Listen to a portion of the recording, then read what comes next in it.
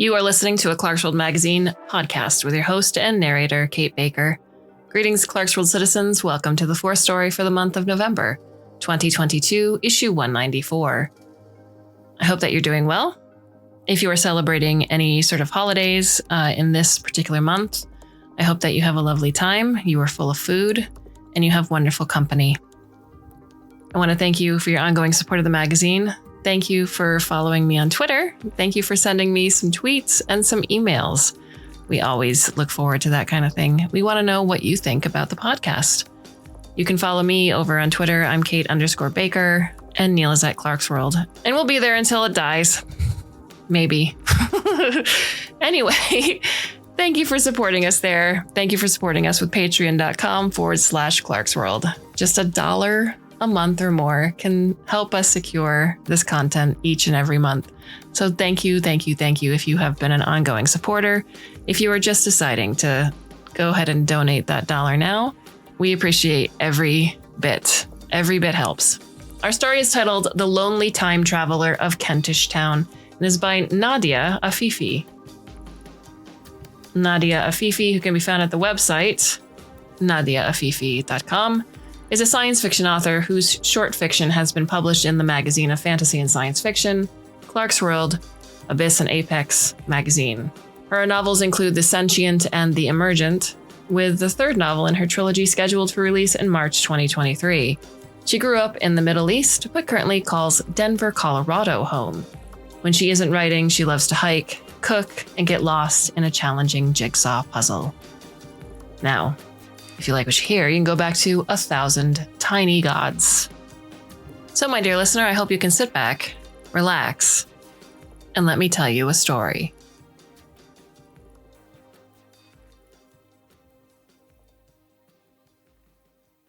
I clutch a flaky sausage roll and a miniature bottle of Prosecco as I sit on the Northern Line train, waiting for my appetite to return.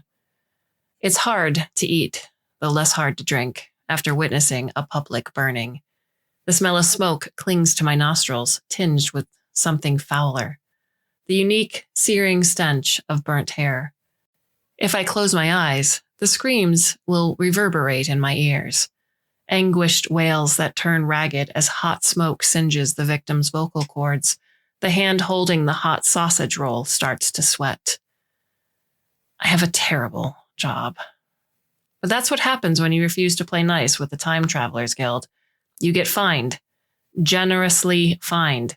When you can't pay the fine, you're forced to take gigs with the government-sponsored Historical Tourism Board.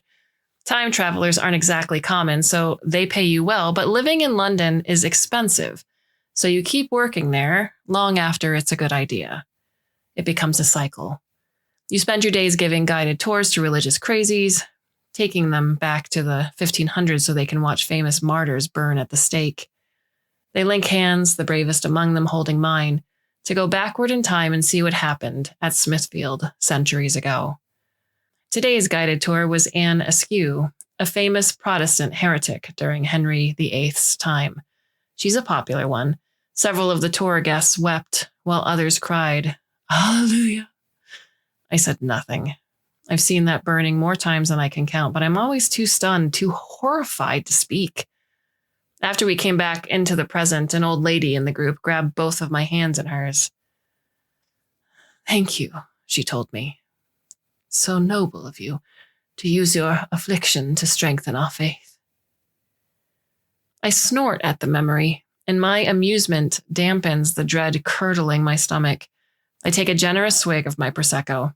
The bubbles dance across my tongue, and I close my eyes only for a second. The darkness behind my lids forms a swirling sea of patterns. The mandala, the hidden geometry of the universe, forming an endless tunnel. Ordinary people need to take hallucinogens to see them, but the day-to-day world looks different for us time travelers. Our conscious minds don't process reality like the average person's, which is a part of what allows us to access the past. Around me, the bodies of commuters sway in time as the train car rattles through the sweaty underbelly of London, lost in their phones and books, oblivious to the time traveler in their midst.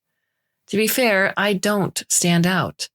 I dress in a simple black dress with a white jacket, my dark brown hair wrapped in a tight bun.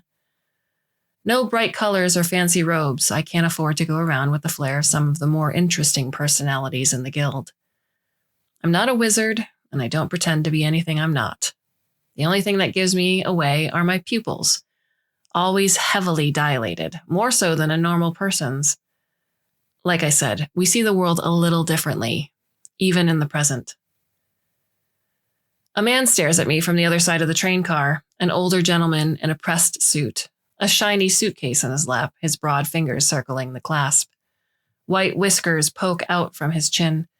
His light brown complexion earns him suspicious glares from several nearby passengers, a common occurrence under the current Homeland Party government, which has been feeding the story that immigrants are out to eat our children and steal our jobs, though not necessarily in that order.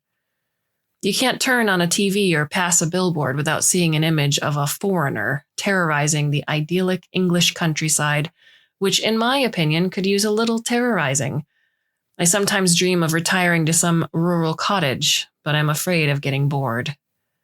The man's eyes meet mine and immediately lower to his briefcase, his face knotted with fear. I press my lips together in a grim frown. My job conditions me to notice things out of the ordinary, and this man stands out. Is he correctly clocking me as a time traveler?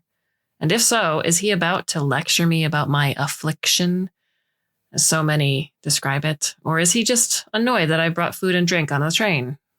I down my bottle and burp a little louder than necessary. The train car screeches as it always does when it reaches my stop. I step into Kentish town station, my sausage roll still uneaten.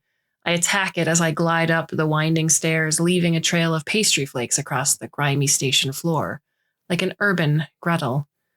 Stealing a glance over my shoulder confirms my suspicions. The man with the briefcase has also disembarked. Interesting. At the top of the stairs, I exit with a swipe of my hand and join the crowd spilling out onto Kentish Town Road. The smell of coffee and kebab greets me, a nearby array of robot-operated stands plying me with more food and drink. But there are also plenty of pubs in the area where I can waste my money and time. Anything to delay that grim moment when I turn the key and step into the bare, lonely gray of my studio apartment. What are you doing here? Hey, I'm talking to you. Show me your ID card. I turn around. The voice belongs to a police officer wearing so much armor and padding under his uniform, he looks like a mechanized blueberry. His target is none other than my new friend from the train. The old man lifts his briefcase protectively over his chest, as though it could shield him from the magnetic taser in Officer Blueberry's belt. Excuse me, sir, the man stammers. I'm here on business. I don't have a UK ID card yet. I'm not from here. That much is obvious, the officer says with a low snarl. If he didn't have the power to knock a person unconscious in seconds and drag their limp body to a hidden underground detention facility, he'd be comical. The classic schoolyard bully who learned he could bully best with a badge. Other pedestrians pass the scene with their heads lowered. No one wants to intervene, and a majority don't even care what happens to this man next. The man's eyes dart pleadingly around him until they find me and lock. His face takes on a greenish hue, as though he's sick with fear and desperation. His mustache quivers, but a trace of defiance shines through his eyes. Whatever brought him to this moment, he's not ready for it to end in an underground cell. I sigh and step forward. Whether he was following me or not, what's happening to him is wrong. And if he was following me, I'd like to know why, once I get the cop off him. What did he do? I ask the officer, whose eyebrows shoot up like bushy rockets. Is it a crime to walk in public while brown now? Mind your own business, he snarls, before taking a step back. He's seen my dilated pupils, I suspect. Working in law enforcement, he's gotten enough training to know a time traveler when he sees one. He's with me, I retort, earning startled expressions from the cop and the man himself. We're talking business. I work for the Historical Tourism Board. Your name and title? Blueberry asks me. Sasha Whitcomb, I say, injecting extra enunciation into my fairly neutral received pronunciation accent, emphasizing my Britishness. I don't like that it gives me an automatic clout in this situation, but I'll use it to my advantage. Title, he presses. Time tour guide, I add with a polite smile. Contracted by the guild. His eyes widen, more with anger than fear. He doesn't like the guild and what we do, I suspect. The government finds its uses for people like me, but we're a double-edged weapon. People who can see the past can see uncomfortable truths and secrets best kept hidden. I don't give a shit, he says. If we want to question him, we do it. We can do it here, or if your lot make it hard, we can do it at the station.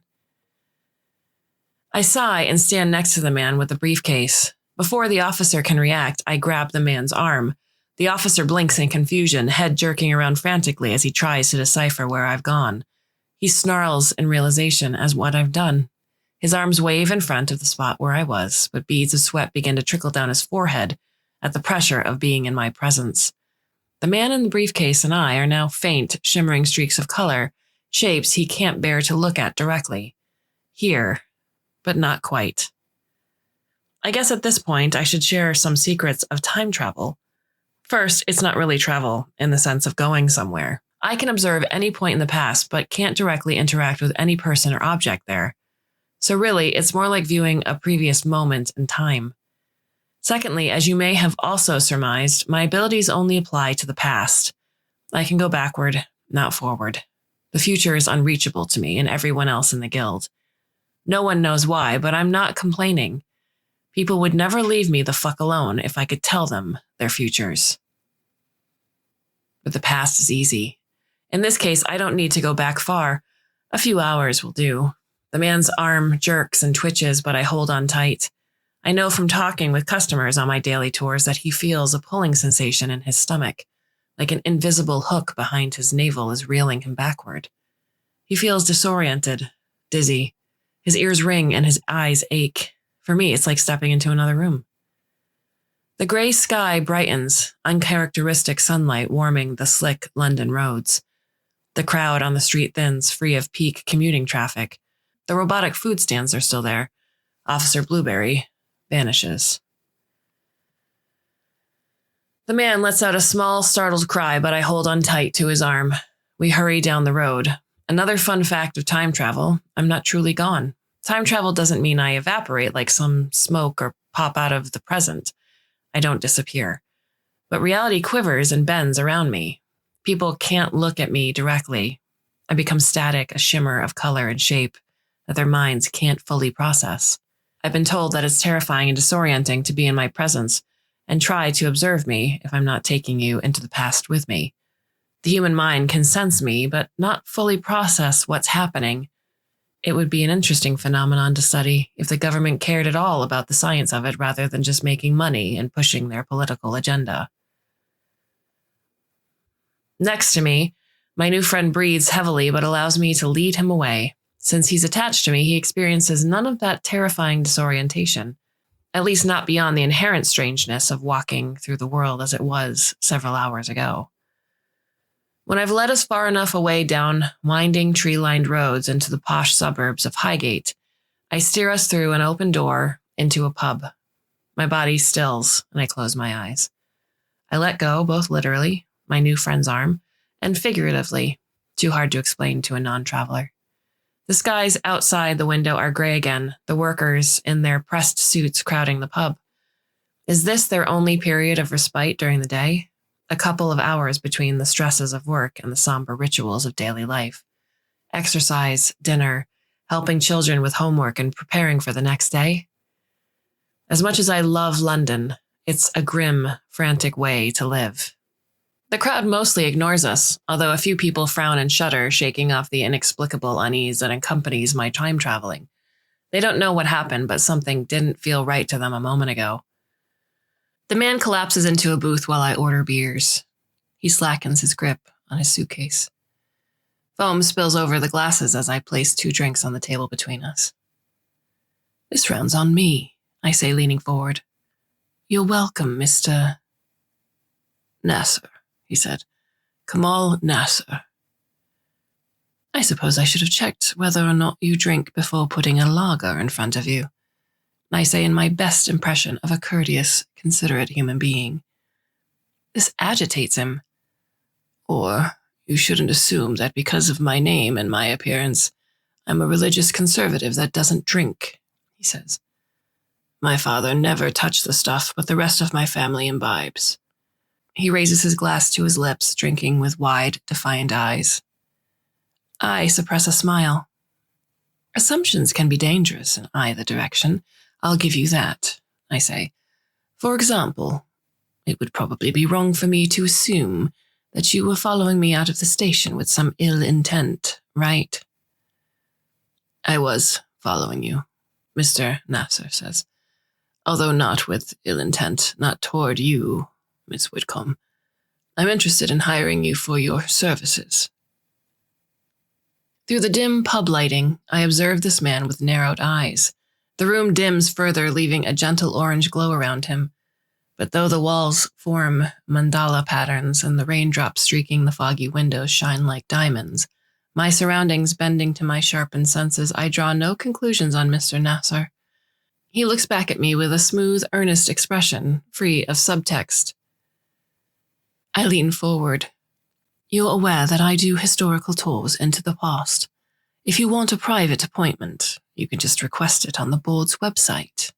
Ah, Mr. Nasser shifts with discomfort. His eyes betray doubt, but he continues. I want to see something specific that a government-sponsored company may not approve of.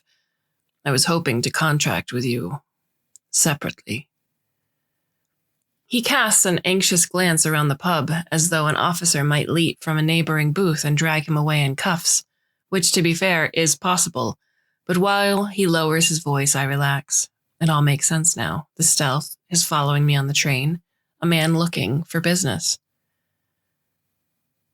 And I'm looking to pay off my debts to the guild. A little extra side money would get me faster to that goal.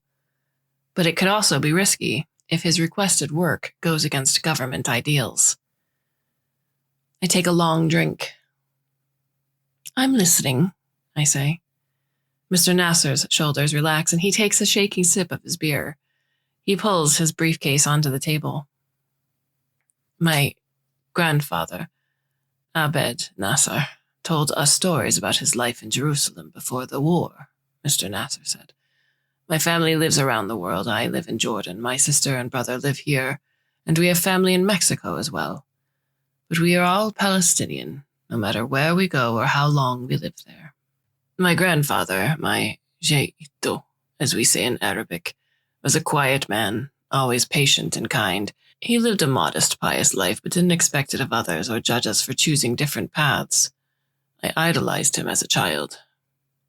Jayito Abed worked for the British government, a bureaucrat of some kind, a mid-level clerk who stamped papers. But when the Nakba happened and the state of Israel was created, he obviously lost his job, not to mention his home, his family farm, and so much more. Took the family to Jordan and settled in Amman.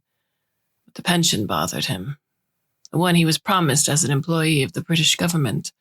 He wrote multiple letters to the department asking about his pension and whether he should expect to receive it. He never received a response, Ms. Whitcomb. I waved my hand at the bartender for another drink. I'm sorry to hear that, I say, picking my words carefully. The current government has very clear policies on the Middle East, and they don't favor Mr. Nasser. But what does this have to do with my abilities? You're aware I can't change anything that happened in the past.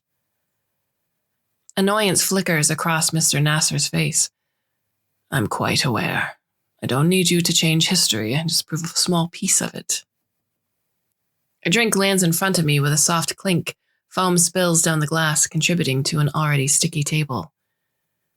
Everyone expected my grandfather to let the issue go eventually, Mr. Nasser continues. But he was a stubborn man, defiant, if you want to look at it another way. He continued to write letters, always with polite language and his small, neat handwriting. And finally, his travels took him to London. A family vacation coupled with setting up his daughter, my mother, in university in the United Kingdom, where she studied law. He was so proud of her. But while the family was shopping in Bond Street, he left to explore the city alone. From that point on, we have his version of events. He said he found none other than Winston Churchill sitting alone in a pub, his giant wrinkled head slumped over a glass of whiskey. He had researched the man and knew his haunts. Churchill was no longer Prime Minister at this point, just an old man living in the long shadow he had made for himself. I'd normally cut Mr. Nasser off at this point and tell him to get to the point. I'm overworked and busy, and time means more to me than most. But this unassuming man has a way with words, and I sense a dramatic conclusion around the corner. Plus, it's nice to have company at a pub for once. I can drink without the usual looks from others, the pity, the leering, the apprehension of the bartender unsure if I'll be able to walk myself out. It's a nice change. Maije Ito introduced himself and explained the situation, Mr. Nasser says. He asked why his letters were ignored by the office, and then he asked if Mr. Churchill could intervene on his behalf.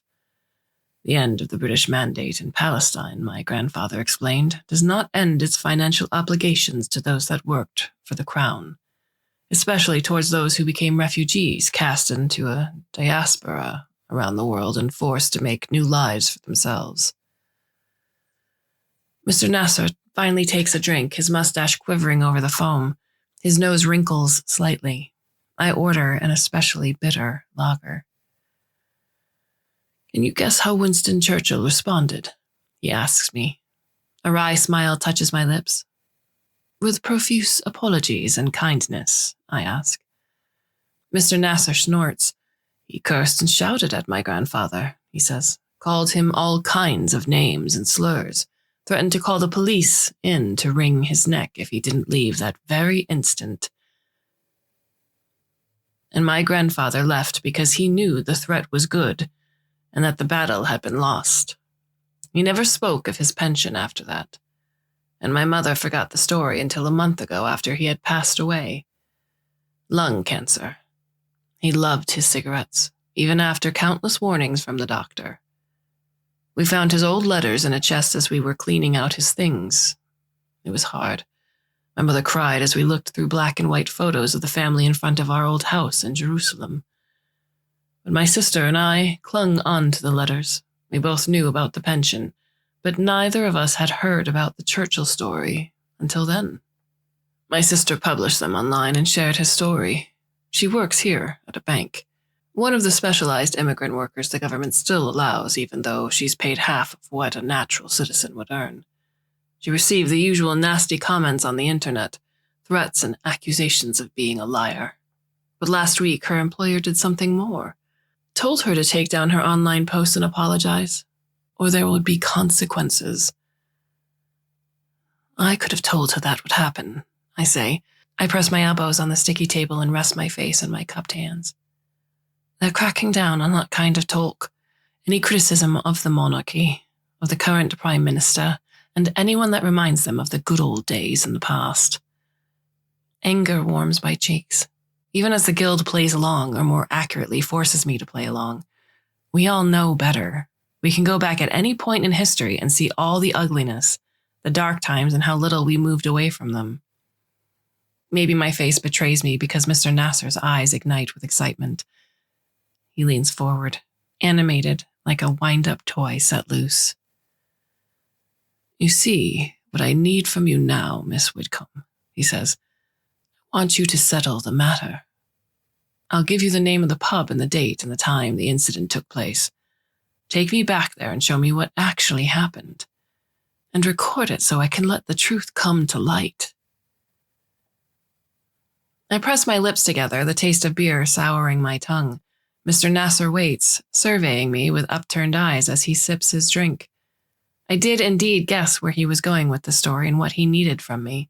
My brain churns like the nearby Camden Lock Canal boats over Green River water, with the risks and opportunities. The inherent risks won't deter me outright. I like money too much for that, but it has to be a risk worth taking. I let out a low whistle. If you just wanted to see the moment, that would be one thing, but recording a historical event is a different level, I explain. That means formal requests. Paperwork means a paper trail. That's more hoops I need to jump through to keep this under the radar and more danger for me. That'll cost extra. I cast wide, doe-like eyes at the briefcase. Mr. Nasser's mouth twitches. He's suppressing a laugh, which is fair enough. I'm laying it on a bit thick, but I'm an amateur haggler. I don't have the money with me, he says. Not all of it, anyway. Enough for an upfront payment should we reach that level of agreement. And I have the letters. With a flourish, he opens the briefcase. His hand emerges with a set of papers, yellowing with age and frayed around the edges. I take them with a tight smile. My fingers run over the rough paper, and I shiver. I don't need to read them to know they're old, a piece of history rather than forgeries. I sense it in my nerve endings, the blurring corners of my vision. But I do scan them regardless, noting the addresses to the British Mandate in Palestine, and the polite but insistent tone of the letters. Mr. Nasser's grandfather asking for what was promised but never delivered. I meet Mr. Nasser's brown eyes. Let me see what I can do, I say. Excitement flickers across Mr. Nasser's face, and my beer-filled stomach twists in response. I don't want to give him false hope, but I need money, and if I'm going to take a risk, I might as well do it for a good cause. And maybe, if I get in trouble, the Guild will do their job and save me. My heels click across historical tourism boards, linoleum floors, hot coffee sways in a styrofoam cup as I walk, sloshing across my hand. I have 2 tours today, the coronation of Anne Boleyn at Westminster Abbey, just across the street, and the more controversial funeral of Oliver Cromwell in the afternoon, for a visiting Irish delegation. Ireland hasn't been on good terms with our government for the last few years, their population unimpressed with the direction we've taken on immigration and other issues. Understandably so. But our Prime Minister wants a new trade deal, so I get to showcase a moment in history that usually stays hidden. Best to act early in the day, before the time-traveling tours chip away at my energy. I stroll down to the building's lowest level, where inventory is kept. My first stroke of luck greets me at reception. Hampstead, the robot, is working today, rather than a human clerk. I'd rather steal something under a robot's metallic nose. They're more organized, sure, but don't pick up subtext or intent the way people do. I give Hampstead a casual wave of my hand as he scans me, a gesture he doesn't need or appreciate. The robot blinks and stands to attention, ready to take my inventory order. I go back, in time, just an hour or 2, to see what else was checked out that day. Another stroke of luck. A person would have noticed my trick, becoming agitated and disoriented in my presence in the room. But Hampstead remains oblivious.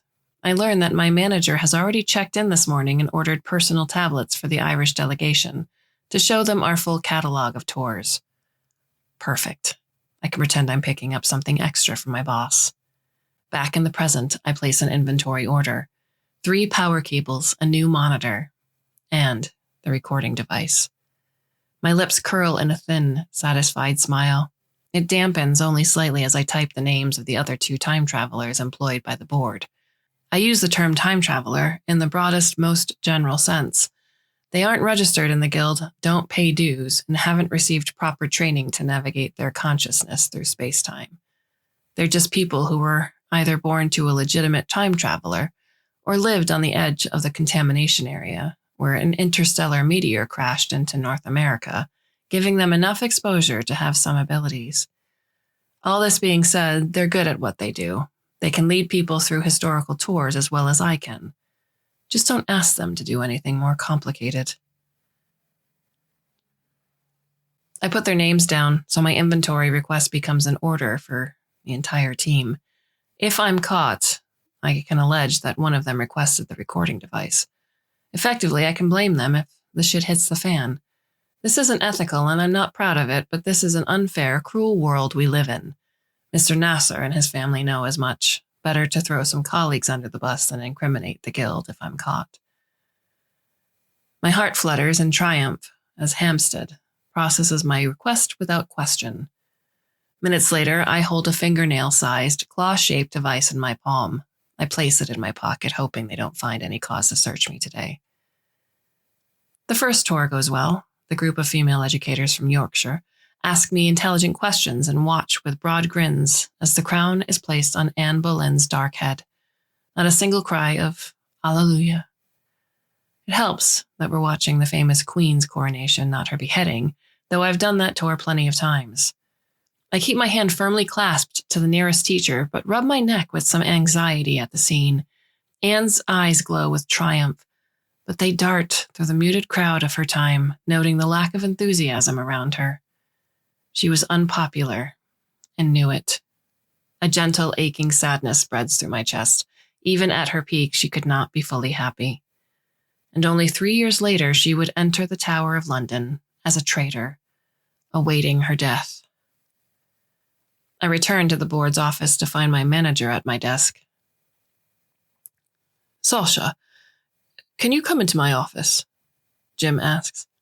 A cold sensation runs down my spine. The back of my neck becomes a knot of tension, unleashing a faint headache. Did Officer Blueberry file a complaint? I arrange my face into polite indifference and follow him through the sea of gray cubicles into his office. Another man waits there, feet resting on Jim's desk. Noticing us, he rises to his feet and extends his hand. I raise my brows. He looks Middle Eastern, with olive skin, curly gray hair, and large twinkling eyes. "Have a seat," Jim says to us both, and we dutifully take our positions across his desk. The man lights a cigar and steals a glance at me. "Smoke?" he asks. He offers me a temptingly fragrant cigar. "Oh, but my apologies if you can't smoke. I read somewhere that it can interfere with your senses, something about how you already live in a kind of altered state and don't need it, right?" I smile. He's both establishing that he knows things about me and fishing for information. "I'm not a smoker, but thank you," I say, my tone honey-sweet. Jim takes a cigar with unmasked glee. The man keeps his gaze on me, his smile more appraising now. "Sasha, I'd like to introduce you to Mr. Hashim Nassar. Did I say that right?" Yes, the man. Even I can tell that he butchered the pronunciation of the man's name, worse than Jack the Ripper on the hunt, but Hashim waves his hand and lets out a booming laugh. "Very good," he says to Jim. "Nice to meet you, Miss Whitcomb." Dread curdles the blood in my veins and my stomach tightens with anxiety. My hand twitches, itching to reach into my pocket for the small device that will incriminate me, but I press my hands together atop my knees. Questions dance and spin through my mind faster than I can answer them. Is this a relative of Mr. Nasser's? He must be, but if so, why is he here and why does he want to talk to me? "Hashim here owns a catering company that works with many of our government's agencies, including the military," Jim says to me in explanation. "He contacted us with some concerns he had about a family affair. I thought you could help." "Oh?" My eyebrows raise in polite curiosity. My entire face a stony shield. Jim's eyes narrow as he scans me for signs of deceit. "Is it possible you've met my brother or sister?" Hashim presses. "They'll look a little like me, although not as handsome." He chuckles at his own joke a little too loudly. "They've been causing trouble, raising a stink about an old family matter that should have not gone public. I thought that one of them might have contacted you." I frown in my best imitation of confusion. "I don't think so," I say. Hashim nods in apparent satisfaction, but we continue the dance for a while. He talks about his business with the government, dropping names for Jim's benefit. The message is clear. I'm not like them. I don't want trouble. I'll play by your rules, even if it means throwing my family under one of your trademark red buses, which I never take because I can afford cabs. I leave the office with a sour taste in my mouth. The surprised brother walks to the elevators. In a way, I pity Hashim. By colluding with the government, he has to compromise himself piece by piece until there's nothing left for them to take. As do I. But that surprise meeting had two purposes. To interrogate me, of course, but also to warn me. The message was clear: stay out of this business, but how much does my boss know already? After my second tour, I call Mr. Nasser. You didn't tell me about the brother, I say.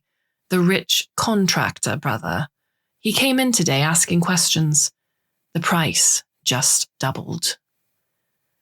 I can't pay that, Mr. Nasser protests. Be grateful I'm still willing to do it at all, I say. Your choice. If you're sure it's that pub, we can go in after closing tonight.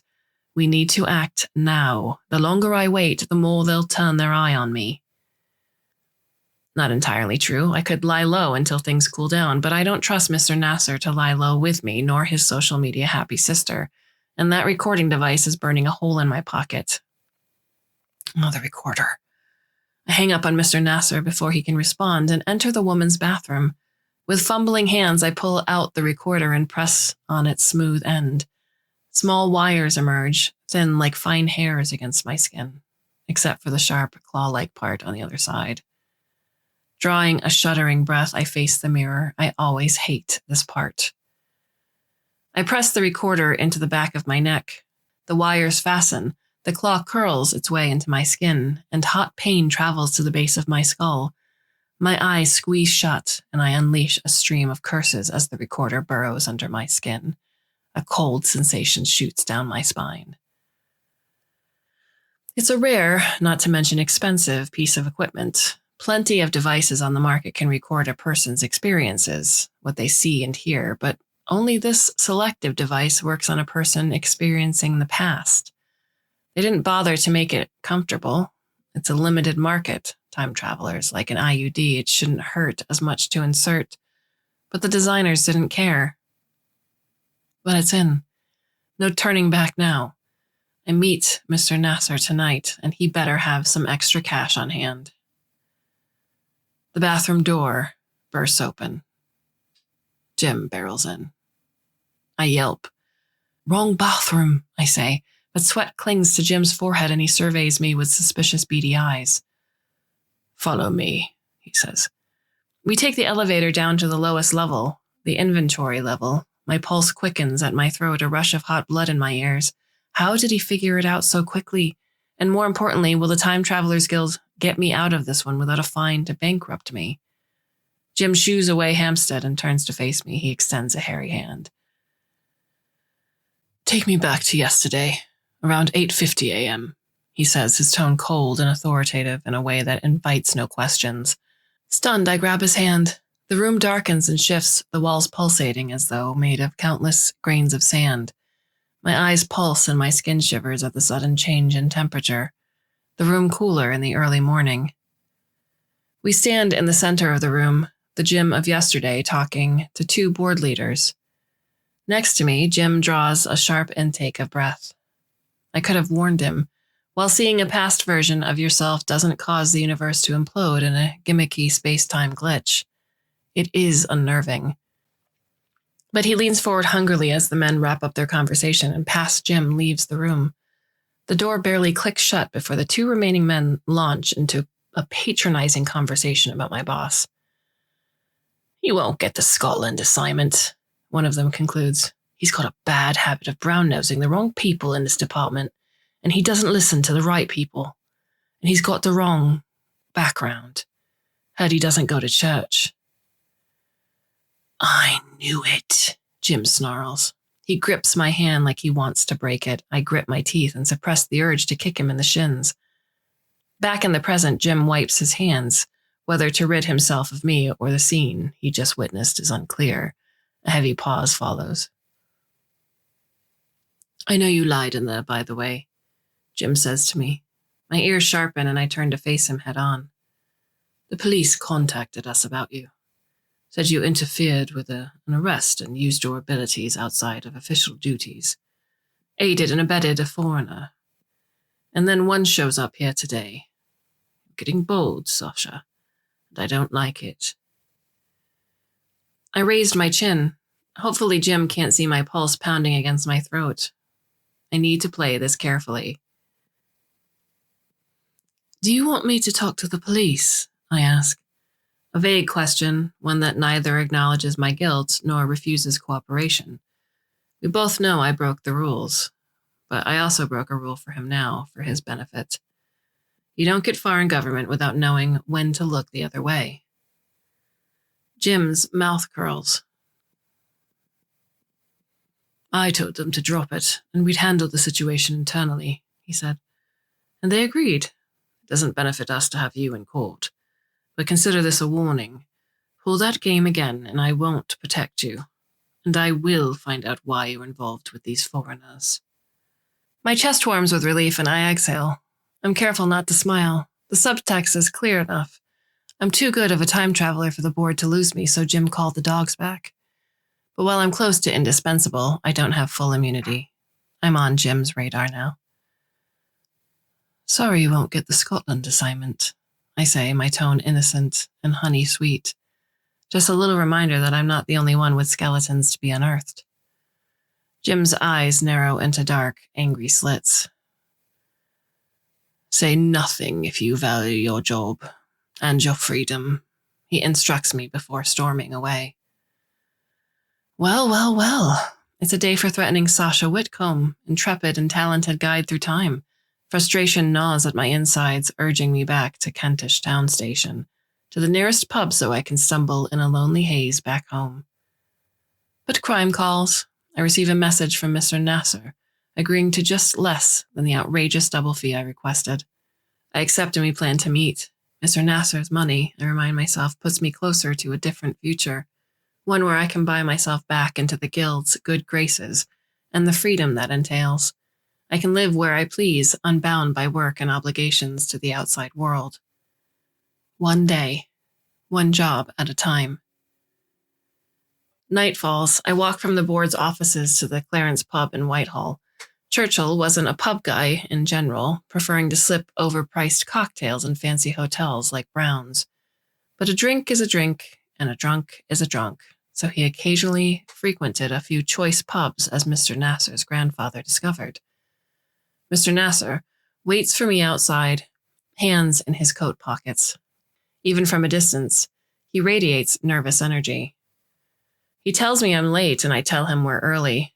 We're better off waiting until we're past closing time when the pub area will be empty. So many drunk people, Mr. Nasser says, sniffing at the raucous crowd spilling outside the pub. Oh, this is London, I say with a shrug. This is what people do after work.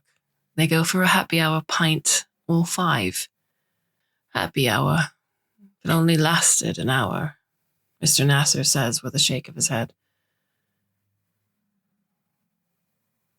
I force him into a neighboring pub for a meal while we wait. We cram together in the far corner of the bar, engulfed by the crowd. Grease shines on my fingers as I feast on fish and chips, Mr. Nasser nibbling on a salad.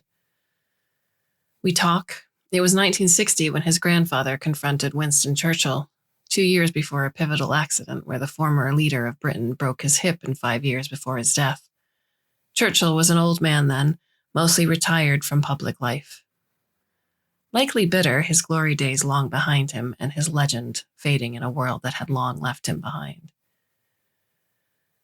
The bar's muggy air warms my cheeks. The room pulses with energy, propelled by lively laughter and animated voices. For once, I'm not drinking alone, but as much as I appreciate Mr. Nasser's company, hot shame fills me that the only person I can spend time with on a lively evening is someone paying me. Sadness settles over me like a heavy red curtain across an empty stage. The world around me feels distant, apart, humming with a kinetic happiness I can't reach. Though we're separated by time and death, I feel more of an affinity in this moment to the lonely, bitter version of Winston Churchill who sat at the Clarence and drank alone. Another one? The bartender asks. Mr. Nasser shakes his head, but I gesture for another round. You're working, Mr. Nasser says to me. Believe me, I've traveled back further in time to darker places with far more alcohol in my system, I say. He presses his lips together, too smart to respond. Thanks to his sister's persistent research, Mr. Nasser pinned the moment down to the date and a 3-hour window. Impressive. I prefer the exact hour, but I can't expect perfection. This isn't a recorded historical event. This is family lore. Doubt flickers in the dark corners of my heart. What if it never happened? Did I steal government equipment for nothing? Time erodes and distorts the stories we tell about ourselves and those who came before us. It changes them, dulls their sharpest edges. Perhaps Mr. Nasser and his sister are chasing a ghost. We reach closing time at this pub and Churchill's. We linger on the street, ignoring the crowd streaming onto buses and stumbling down rain-slicked sidewalks. The lights go out in the pub. A CCTV camera blinks from a neighboring building. We could break into the pub, but we don't need to. Mr. Nasser and I meet each other's eyes before I offer my hand. My face is a silent question. Are you sure? He nods. I take his hand and we go back. Night dissolves into day, an overcast day with typical grey London skies and busy streets filled with old cars. The fashion of the brisk pedestrians around us tells me we've come to the right year. Next to me, Mr. Nasser scans our surroundings with wide, dazed eyes. After several minutes, he lets out a sharp gasp. A man in his 50s with a neatly trimmed mustache and a beige jacket walks up to the pub, scanning the sign. He straightens his back, his shoulders rigid like iron. That's my Jaido Abed, Mr. Nasser says, my grandfather. Abed walks into the pub, and we follow. Another rule of time travel, we can look, but we can't touch. I can't directly interact with objects and people in the past. In short, Mr. Nasser shrieks like he stepped on hot coals when I steer him through the wall into the pub. He retches on the other side. I pat him reassuringly with my free hand, not bothering to hide my laughter. A heavy-set, balding figure hunches over the bar. Thin wisps of hair cling to his ruddy head, and a large hand grips a glass of some potent-looking cocktail. Mr. Nasser tightens his grip on my hand. I'm less in awe at the sight of Winston Churchill. I've seen him before, in his prime, and he didn't impress me then either. Most historical figures underwhelm in the flesh, always failing to live up to their legend. They're smaller than you would expect and uncomfortably normal in their mannerisms. Sir? Mr. Churchill. Abed fiddles with the frayed edges of his coat as he approaches the man at the bar. Churchill turns, bewildered, and his watery eyes fixate on the unassuming Palestinian man before him. Who are you, then? Churchill asks. His voice is rough and sharp, like a serrated knife being dragged through gravel. Abed takes another step forward. The ground sways, and I realize I've been holding my breath. I let out a shaky exhale. Why am I suddenly uneasy? Sir, I apologize for bothering you, but at this stage, I have no other recourse. Abed says, all of my letters have gone unanswered. The British government has ignored my requests despite my years of service. You're a man of great power and influence. I hope you can help me for the sake of my family and my future. What's this about? Churchill bellows. The other patron at the end of the bar looks up with alarm, but the bartender shrinks away. Abed, apparently oblivious to Churchill's outburst, fumbles in his jacket until he extracts a letter. I was an employee of the British government during the Mandate of Palestine. Abed continues. I was promised a pension for my services. I put in the requisite years. Why have I never received what was promised? His tone is polite but firm. Churchill's mouth slackens, his small eyes dull with disbelief. His hand tightens around his glass, and I flinch, waiting for him to either break it or hurl it across the room at poor Abed Nasser.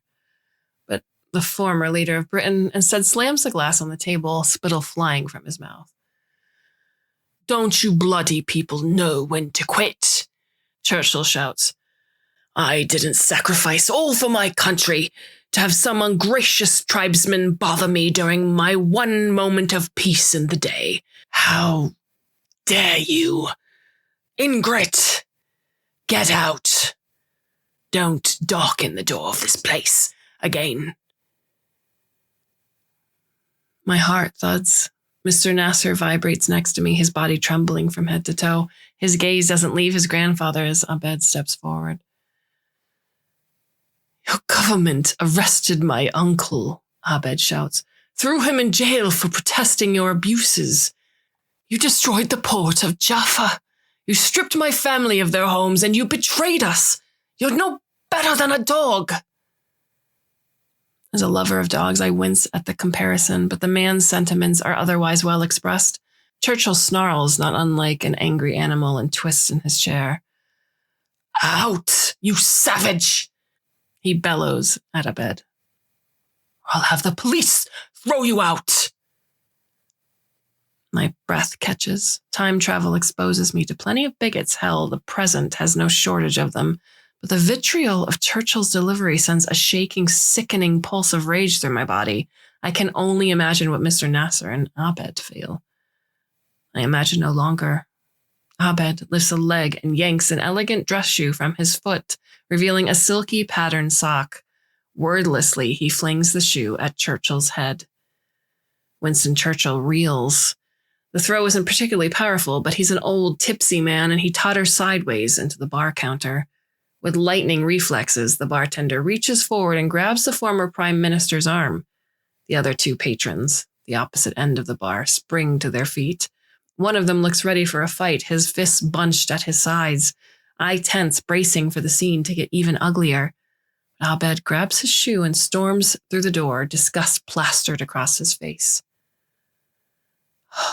Let's go back, Mr. Nasser says. His voice quavers like a dandelion against a strong wind. Back in the present, his face becomes a mask, waxy and unmoving.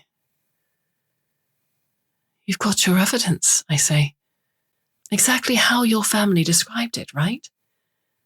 Turn on your phone and I'll transfer the recording over. Mr. Nasser doesn't smile. He hands me his briefcase. I don't open it. I won't insult him by counting the money, but unease curdles my stomach.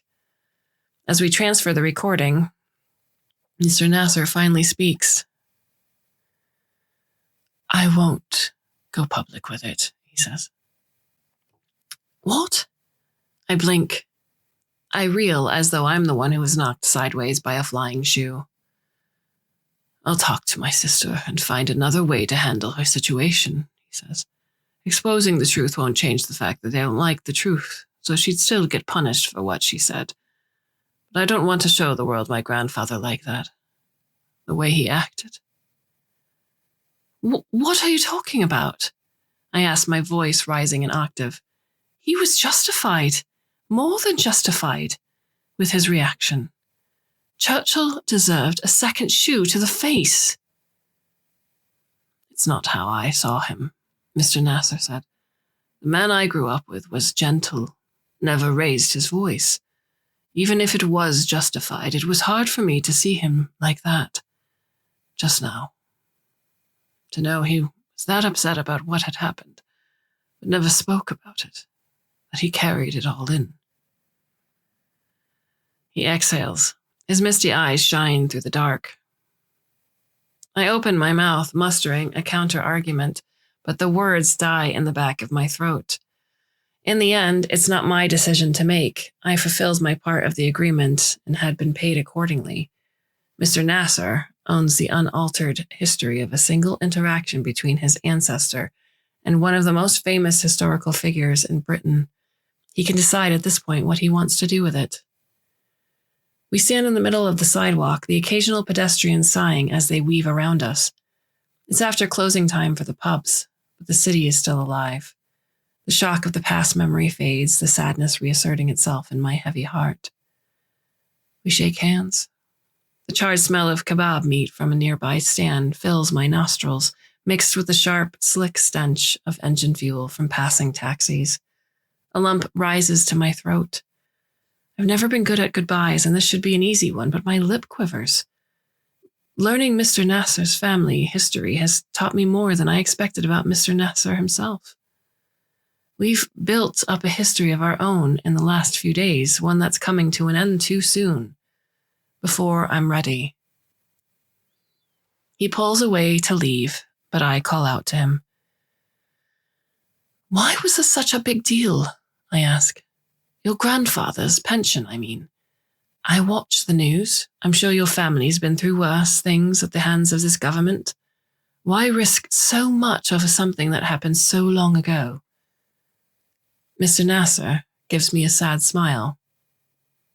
I think as a tour guide of history, Sasha, you'd understand, he says. It's part of my family's story. It's what I have left of my grandfather, his life, his history. History some people would rather forget or distort for their own ends. It matters to me to know it's true, even if no one else does. My chest sinks as he disappears around the street. What will he say to his sister? What will happen to her and to him in the long term? Family ties are often complicated, tangled threads with knots that can never be cut away. I know that well enough. My own family is the guild. I resent them as much as I love and need them. It starts to rain again. I reach for the back of my neck, my fingers pressing against the metal device burrowed in my skin. At least I can get this fucking thing out.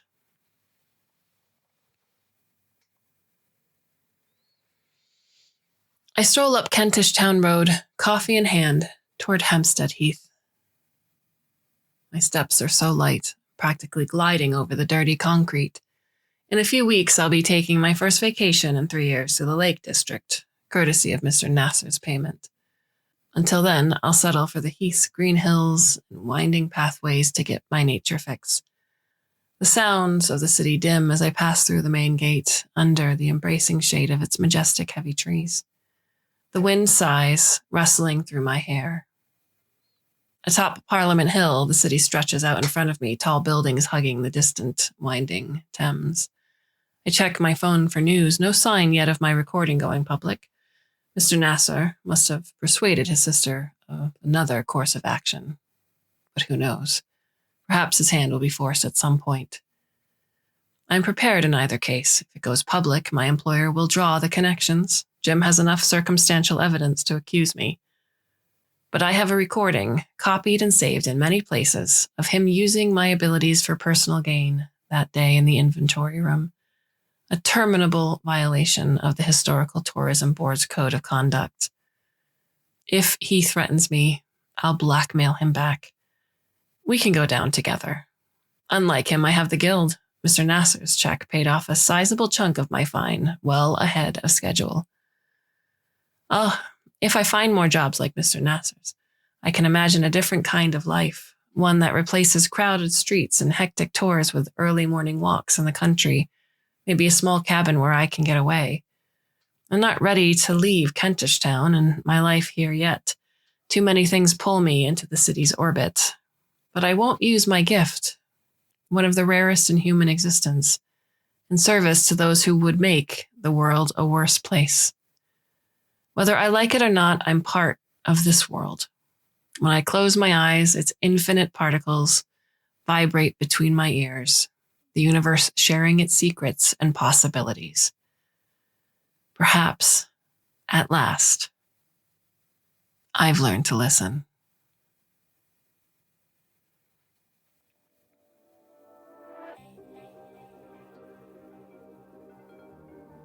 What are your thoughts on the story? You can contact us via social media. I'm Kate_Baker and Neil is at Clarkesworld over on Twitter. Thank you again for all of your thoughts, your letters, your emails, and your retweets, sharing stories that you love, that you've heard here at the magazine. We have more stories left for you for the month of November.